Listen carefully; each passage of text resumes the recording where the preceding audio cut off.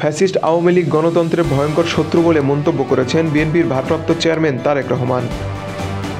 বৃহস্পতিবার ৫ ডিসেম্বর স্বৈরাচার পতন ও গণতন্ত্র মুক্তি দিবস উপলক্ষে এক বাণীতে তিনি একথা বলেন।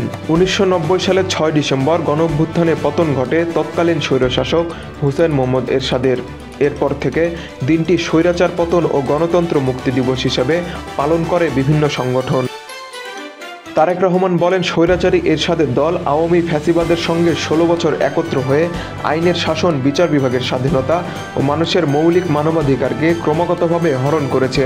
তারা নিরপেক্ষ নির্দলীয় তত্ত্বাবধায়ক সরকার ব্যবস্থা সংবিধান থেকে মুছে দিয়েছিল। ৫ আগস্ট এই অপশক্তিকে প্রতিহত করে ছাত্র জনতার বিপুল তরঙ্গ।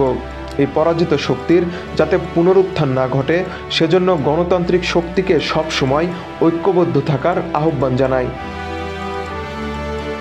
তিনি বলেন, স্বৈরাচারী হুসেইন মোহাম্মদ এরশাদ গণতান্ত্রিক প্রতিষ্ঠানগুলোকে ধ্বংসস্তূপে পরিণত করে। ৯ বছর আন্দোলনের ধারাবাহিকতায় ৯০-এর ৬ ডিসেম্বর ছাত্র জনতার মিলিত শক্তিতে স্বৈরাচারকে পরাজিত করে মুক্ত হয়েছিল গণতন্ত্র। সেই অর্জিত গণতন্ত্রের চেতনায় আবারও ছাত্র জনতা গত ৫ আগস্ট এক হিংস্র ফ্যাসিবাদী শক্তিকে পরাস্ত করে।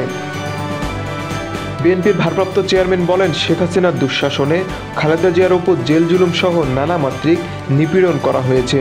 দেশের জাতীয়তাবাদী শক্তির লাখ লাখ নেতাকর্মীকে অত্যাচার নির্যাতনের মধ্যে রাখা হয়েছিল।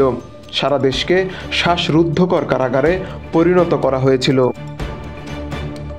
আরেক বাণীতে বিএনপি মহাসচিব মির্জা ফখরুল ইসলাম আলমগীর বলেন, আমাদের গণতন্ত্র বারবার হোঁচট খেয়েছে, কিন্তু এদেশের গণতন্ত্রপ্রিয় মানুষ সব বাধা অতিক্রম করে গণতন্ত্রের পথ চলাকে নির্বিঘ্ন করেছে। হাজারো শহীদের রক্তের বিনিময়ে ৫ আগস্ট শেখ হাসিনার পালিয়ে যাওয়ার মধ্য দিয়ে গণতন্ত্র শৃঙ্খল মুক্ত হয়।